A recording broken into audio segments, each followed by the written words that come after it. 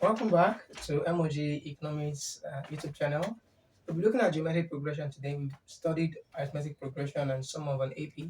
So yeah, what is GP about? You see, GP turned out to be simpler than I thought. I was wondering why it was hard in high school. Not that I didn't know it in high school, but I think it was just But then like this, it just turned out to be like too simple than I thought. AP seems harder than this guy, or maybe the kind of questions I've dealt with or maybe in the kind of questions I've dealt with, not like maybe they are still like really, really deep ones. They are always deep ones. Okay, fine. For you to understand geometric progression, you need to understand indices. Actually, exponential indices, those three raised by x is equal to 27. What is x? That kind of a thing. So, but the basic aspect, just the very basic aspect. So, what's the geometric progression? What's the geometric series? So, it's a series in which the terms have a common ratio difference. Now, let me put it in a very good way. So, it's a sequence in which the terms increase or decrease by a common ratio, right? So, it is not unlike AP. The AP is a series in which the terms increase or decrease by a number, like by a factor, maybe like 2, 1, 2/3, whatever. But for what do you call it now? For geometric progression, the difference is a ratio. When you look at maybe like first term over second term, no, when you look at second term over first term, third term over second term, fourth term over third term, you are going to be having the same ratio. Right? So something like proportions, when we do ratio and proportions that time, that's the kind of thing that you're going to be getting. Okay, let's start. Let's give ourselves an example. So for anyone who wants to write something, so a sequence in which the terms either increase or decrease by a common ratio is called a geometric progression. So e.g., example, so where you have 5, 10, 15, no, 20, and 40. So this is the first term, second term, third term, and fourth term. So in this case now, the second term over first term will give you 2. Now, the third term, 20 over second term will give you, so this is what we mean. And 40 over 20 will still give you 2. So something like this is a geometric progression. So how do we find n stem? For AP, the way we found our n stem was a plus n minus 1d. But in this case, our n stem, the formula for this one is a r raised power n minus 1. So that's the formula to get this particular one. So where un is the term that you're talking about, a is the first term, r is the common ratio. Then for AP we call the common difference, but here we have the common ratio. N is the number of terms, then that's all. So how do we then begin to solve a problem? So let's go to examples. So in this particular series, 5, 10, 20, 40, is there anything else? And next time is going to be 80. So from that example now, let's find the ninth term, the 47th term, and the nth term. So how are we going to do that? So to find the nth term, and to find the ninth term, so ninth term, which is going to be U9, is going to be equal to A raised to power 9 minus 1, AR raised to power 9 minus 1. So U9 plus AR raised to power 8. Okay, so what is A? A is 5, then R, common ratio, 10 over 5 is 2. So into bracket 2, 10 raised by 8. Never ever do 5 times 2, 10, 10 raised by 8. That is wrong. Because what you have is basically 2 raised by 8 first. Like this one, you have 5 into bracket 2 raised by 8. So you have to do 2 raised by 8 first, then multiply it by 5. So I think I solved it here. Because I don't know. I can't just tell you what the answer is straight up. So this is going to be um it's 2 raised by 8 is it 256? 2 raised by 5 is 32. 2 raised by 6 is 64. 2 raised by 7, 64 times 2, that's 128. 2 raised by 8 will be 256. So 256 multiplied by 5. Alright, so 256 multiplied by 10 is 2560. 2560 divided by 2 is 1280. So this one should give us 1280. Okay, straight up like that. Then the next one, it says the ninth, the what's term? So to look for ninth term, so we are looking for ninth, comma, 47th, ninth term, 47th term, and the nth term. So I feel you. I said that you're already doing this on your own, which is okay. So 47 equals AR raised power 46. Should not be a problem anymore. So and then this is our first term is 5. Then R is common ratio is 2 raised power 46.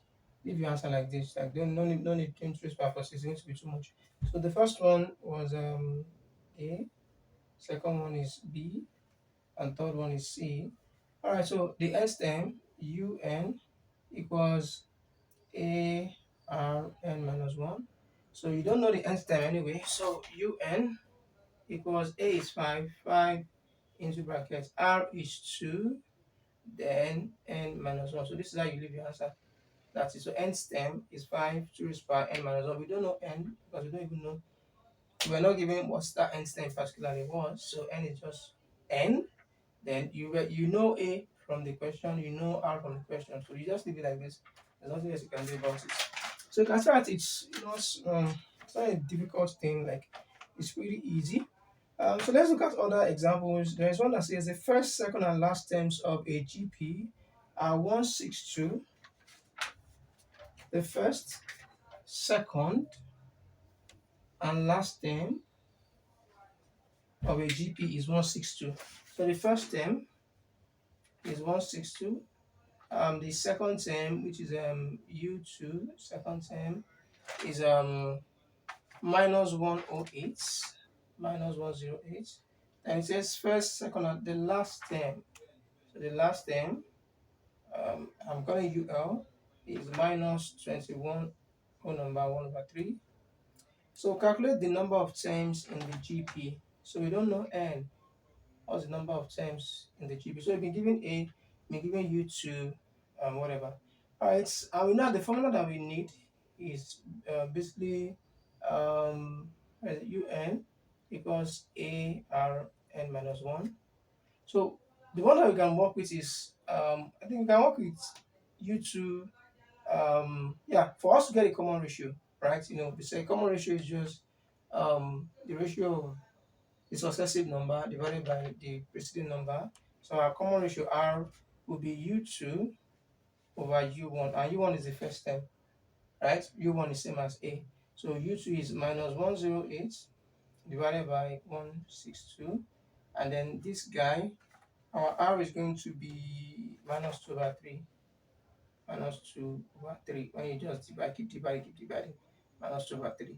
So having got that, what we are looking for exactly is our N. So I could just do U2 equals AR. I could use U2, I think the last term is minus 2 1 over 3, right? So I could just use this last term. Um, last term is the most important one to give us number of terms in total. Right? The last term will tell us if it's the 13th term, that means there are 13, items like in this particular series. If the last term is like the 10th term, so the n for the last term is going to be 10. So there are 10 number of there are 10 elements in this particular series. So we can't use U2. What we needed U2 for was just a common ratio. Our last term will give us the number of terms exactly. Alright, because last term is the last position. So if you are the 22nd, that means there are 22 people for it to have been 22nd position. So last term is equal to ARN minus 1. So we don't know A. So we just come up here and then do last term has been given as minus 21 over 1 over 3. So 3 times 2 is 6. So this is minus 64 over 3. So minus 64 over 3 equals A. First term is 162. 162. Then our R minus 2 over 3. 2 over 3. Then raised power n minus 1. N minus 1. So in this case, just first find a way of eliminating this 162. So divide both sides by 162. Or multiply both sides by 1 over 162. So multiply both sides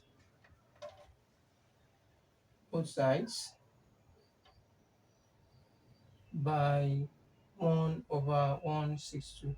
So what that does, minus 64 over 3 multiplied by 1 over 162 will be equal to 162 multiplied by 1 over 162, then minus 2 over 3 raised power n minus 1. So this guy takes away this guy. So what can we do in this particular place? I think 2 can go here, 2 here, 81, 2 here, 32. So I'll be having 32 over, I think that you are going to need indices 3 raised power 1 times 81 equals minus 2 over 3 and minus 1. Alright, so 32 is same as 2 raised power 5. So we have to like make it exist like in this particular form. So 2 over 5 divided by 3 this is 3 raised to power 4. It's 1 is 3 raised to power 4. So we have 3 raised to power 1 times 3 raised to power 4 equals I can bring the minus out, 2 over 3 and n minus 1. Alright, so from here I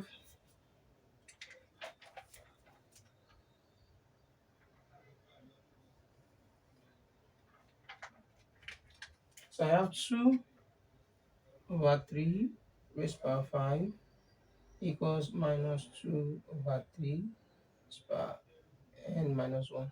This minus that keeps following us, like, do I exactly need that's minus? That minus should have been off somewhere. Exactly. So there's a minus here, minus 64. There's a minus here, thank you. Then there's a minus here. So this minus will eventually cancel this minus. Remember that this was minus 64 over 3.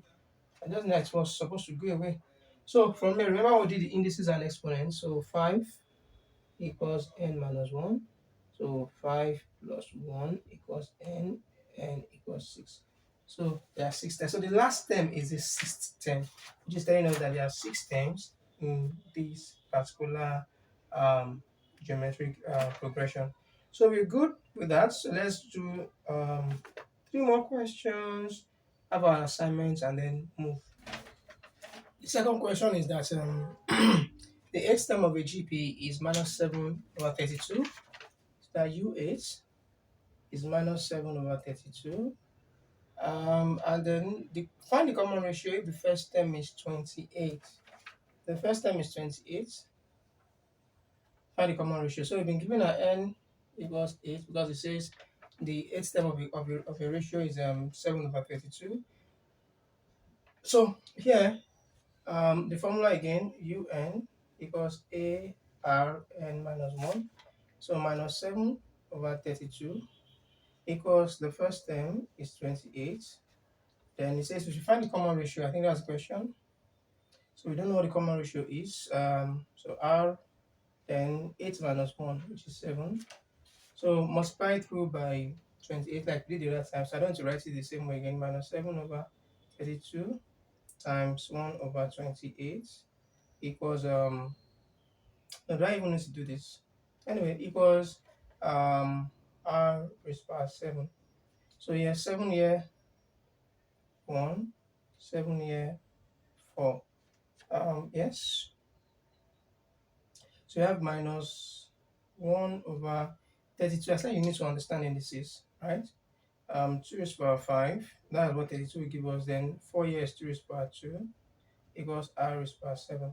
So you have minus 1 over 2 raised to power 7, right? Equals r raised to power 7. So if we did this, I guess we have a minus 1 over 2 raised to power 7, then equals r raised to power 7. So in this case, it simply means that r equals minus 1 over 2. Yeah, so I think that's it. The eighth term of a GP is minus 7 over 32. Find the common ratio with first term is 28. So this is the way you do it. So don't be fast in converting when you're doing to decimals, like, because this is a ratio, so you likely be dealing with powers.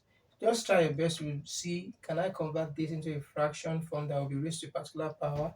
Can I solve this question in an exponential manner that will make work easy? Like, for example, I have r raised to power 7. Is there a way I can get what is here to become something raised to power 7? That my r will just be something. So if I had, done 1 over, then I multiply this, I may not even know that what I'm supposed to do is like this form.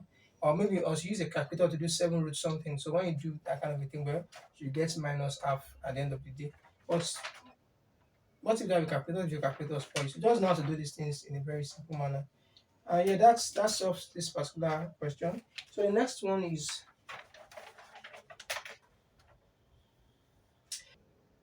it should be question 3 now. It says a GP has the first term of A, so one particular GP, its own first term is A, then its common difference, its common ratio of R, and the sixth term is 768. So the sixth term is 768. So in other words, we are going to be having 768 equals A R raised to power 5. Equation 1. And the second one says another GP has a first term of A. Another GP has a first term of a common ratio of 6R, and the third term equals 3, 4, 5, 6. So how do you solve this kind of question? The same way. So you have 3, 4, 5, 6 equals A, but its own R is 6R. So I'm going to have it into brackets 6R. Then of course this one is going to be squared, like 3 minus 1. This one is going to be squared. Equation 2. So the question now says find A and R. Find the first term. They happen to have common first terms, and then find the common ratios. So from this, we could just use it from equation 2 now. Like we could just try to like do something here from equation 2. So we have 3, 4, 5, 6 equals A. 6R squared is 36R squared, right? So to get A from here, so A then is going to be equal to 3, 4, 5, 6 divided by 36R squared. So is there a way this can go? So 36 can go in this one. So we're having okay, we are going to be having 96 divided by R squared. So going on from there, we have A equals 96 over R squared. Right, so just 36 here, 1, 36 in 3, 4, 5, 6, whatever. So we can call this equation, this is 1. We have equation 2, we can call this equation 3. So what we just have to do is substitute equation. Since we got A equals 96 over R squared from equation 2, so we can just substitute this one back into equation 1. Like you guys know how to do these things, right? So substitute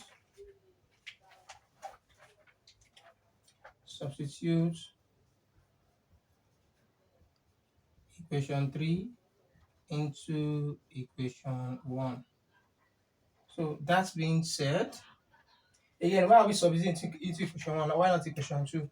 Because we got A equals 96 over R squared from equation 2 itself. So we can't bring it back into equation 2. It doesn't make sense. So we have to take it into the other equation since they are both simultaneous equations. So from that, 3 into this is 1. So we're going to be having 768 equals A is now 96 divided by R squared, then R raised to power 5. Alright, so from here, using our apparent indices, we have 96 R raised to power 3, right? Because R raised to power 5 minus 6 R raised to power 3. Divided through by 96, divided through by 96. So R cube is going to give us, is that not supposed to be a minus somewhere? So R cube is going to give us 8. Anyways, 96 times 8 is going to give us this, 8. So R cube can be expressed as 2 raised to power 3 and R equals 2. So our common ratio is 2. I think the question says we should also find our A. So recall equation 3. So recall equation 3. So here A equals 96 over um, R squared. So now we have A equals 96 divided by 2 squared. So 96 divided by 4. 96 over 2 is 48. 48 divided by 2 is 24. So this will give us 24.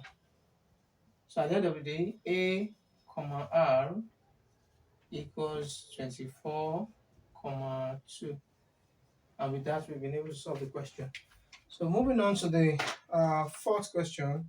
Find the number of terms in a GP. So here, number 4. So I'm still going to rub that guy off anyways. But I just want to like find the key things. It says find number of terms in a GP. So we are looking for n. We don't know n. All right, where the first term, so A is the first term, is 5 O number 1 over 3k, 5 O number 1 over 3k, and the last term is 243 divided by 256k. All right, and the common ratio, we're given the common ratio R equals 3 over 4. So we should find n, given the first term as that, the last term as this, and then R is 3 over 4. So by now you guys should be you should be used to the trick whenever we are given last term. So remember that our last term, so we are going to be having U of the last term and equals A R n minus 1. So last term has been given to be 243 over 256k. 243. We've done something like this already, but the only difference between this and that is that this one has a k. And then the first term was given as 5 number 1 over 3. So convert it to an improper fraction. That's 16 over 3k. 16 over 3k. Then our r is 3 over 4. 3 over 4 raised by, we don't know the number of terms. That's what we are looking for. So n is what we are looking for. Where's my red marker? We don't know our n. Question mark. So you can just follow the logic. Whenever you have your last terms, yeah, that's one that you working with. Because last time will eventually give you the number of terms. Like I explained earlier, if someone is the 20th position, you're the last person, that means there are 20 people there. That's the logic in applying in using last terms in this kind of situation to find our number of terms. So first thing is that k will cancel k, and so what else? We are going to be having, I can divide this and get a decimal, but like no, let me see if I can express this in the ratio 3 over 4 to make our work easy. But before I can do that, I have to multiply both sides by 3 over 16. Okay, so I'm going to have 243 over, yeah, I mean just rub this off anyways, and we can have enough space. I can just have 243, right, divided by 256 multiplied by 3 over 16 equals 16 over 3 multiplied by 3 over 16, then 3 over 4 n minus 1. So because I want to take 16 over 3, I just multiply by the reciprocal of it. So 3 cancels 3. I multiply both sides by the reciprocal of 16 over 3, which is 3 over 16. So I'm left with this guy here. Now, something about this is 243 is 3 raised to power something, and that should be 3 raised to power 5. Right? 3 raised to power 4 is 81. 3 times 3 raised to power 3 is 27. Raised to power 4 is 81. 3 raised to power 5 is 243. So this is 3 raised to power 5 times 3 raised to power 1 divided by 256 is 4 raised to power 4. 4 times 4 16, then times another 464. And 4 raised to power 4 is going to equal to 56. Multiplied by 16 is 4 raised to power 2, then equals 3 over 4 n minus 1. So it is, you are beginning to see the answer, right? So you have 3 raised to power 6 over 4 raised to power 6 equals 3 over 4, then n minus 1. So 3 over 4 raised to power 6 equals 3 over 4 raised to power n minus 1. So from here, 6 equals n minus 1, n equals 7. So that means there are 7 terms in this particular series.